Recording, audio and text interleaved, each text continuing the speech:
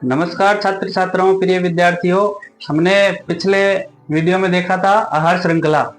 तो उसके बाद का जो टॉपिक है उसके बाद में मुख्य बिंदु है उसके बारे में। तो ये मुख्य बिंदु हमें आज की क्लास में देखेंगे। तो देखिए क्या है मुख्य बिंदु इसके। हाँ, तो ये देखिए जो चित्र है पारितंत्र में ऊर्जा का प्रवाह है। तो इसमें देखिए पहला बिंदु है कि एक स्थलीय पारितंत्र में हरे पौधे की पत्तियों द्वारा प्राप्त होने वाली सौर ऊर्जा का लगभग 1% भाग, ध्यान से देखिए 1% भाग खाद्य ऊर्जा में परिवर्तित करते हैं।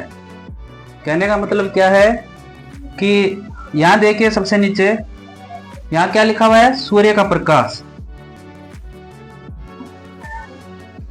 इसमें इस बिंदु का मतलब यह है कि स्थलीय पारितंत्र में जो उत्पादक है तो वो सूर्य के प्रकाश की सहायता से ऊर्जा बनाते हैं।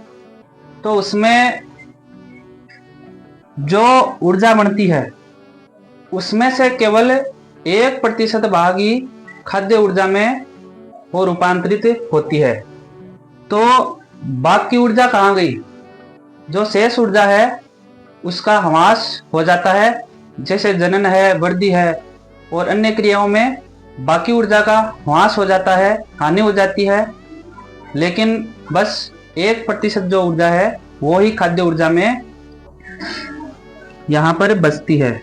तो इसका क्या मतलब हुआ कि सूर्य के प्रकाश से जो ऊर्जा प्राप्त हुई उसमें से केवल 1% भाग उत्पादक के पास रहेगा और ये संग्रहित यहाँ पे हो जाएगा। तो ये कौन सी ऊर्जा है? खाद्य ऊर्जा। ठीक है, ठीक है। इससे अगला पॉइंट देखते हैं कि प्रत्येक स्तर पर उपलब्ध कार्बनिक पदार्थों की मात्रा का औसतन 10% ही उपभोक्ता के अगले स्तर पर पहुंचता है। इसमें क्या लिखा हुआ है कि जो स्तर है अलग अलग, ये चित्र बना हुआ है पारितंत्र में ऊर्जा का प्रवाह है, तो इसमें अलग अलग स्तर हैं। तो इसमें क्या लिखा है कि प्रत्येक स्तर पर उपलब्ध कार्बनिक पदार्थों की मात्रा का औसतन ही 10% ही भाग जो है वो उपभोक्ता के अगले स्तर पर पहुंचता है। तो कहने का मतलब क्या है कि हमने अभी देखा पहले कि सूर्य के प्रकाश से जो ऊर्जा बनी उसका केवल 1% भाग जो है उत्पादक के पास यहाँ पे बचा। तो ये खाद्य ऊर्जा है।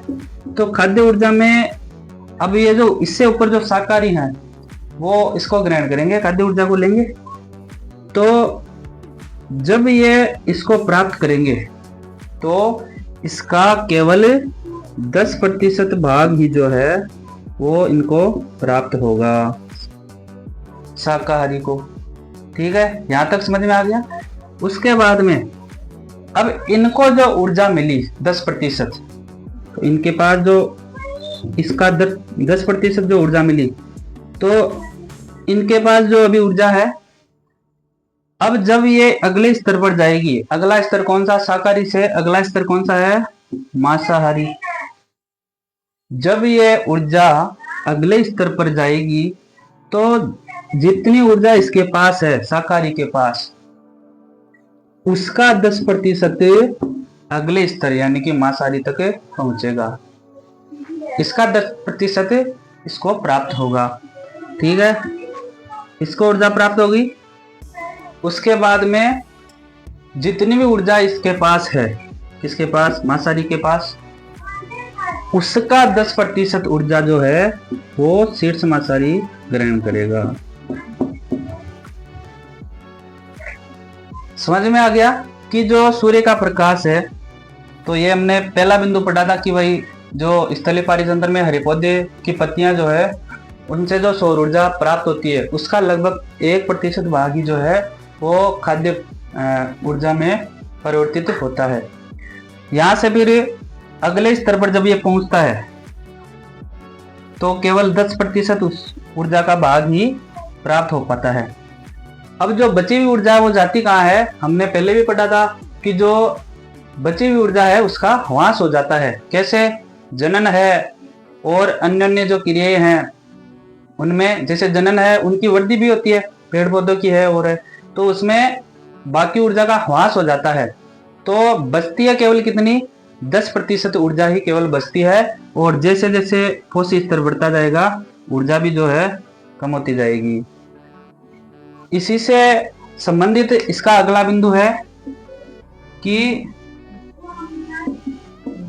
जैसे जैसे, अगला बिंदु क्या है? जैसे जैसे स्तर बढ़ता जाएगा वैसे वैसे वैसे वैसे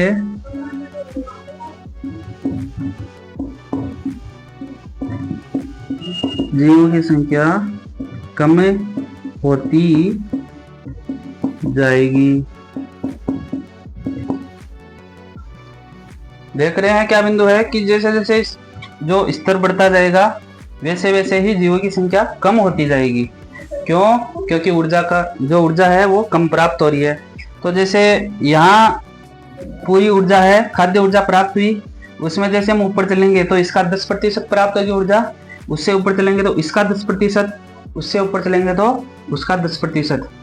तो जब जीवों को ऊर्जा प्राप्ति नहीं होगी तो संख्या कहाँ से बढ़ेगी? तो जिसको जितनी ज्यादा ऊर्जा प्राप्त होगी उसकी उतनी संख्या अधिक होगी। तो इस चित्र में हमने देखा कि भाई ऊर्जा कम हो रही है, तो ऊर्जा कम हो रही है तो जीवों की संख्या भी क्या होगी? कम है। तो इसका कहने का मतलब क्या है कि हम जैसे जैसे ऊपर जाते जाएंगे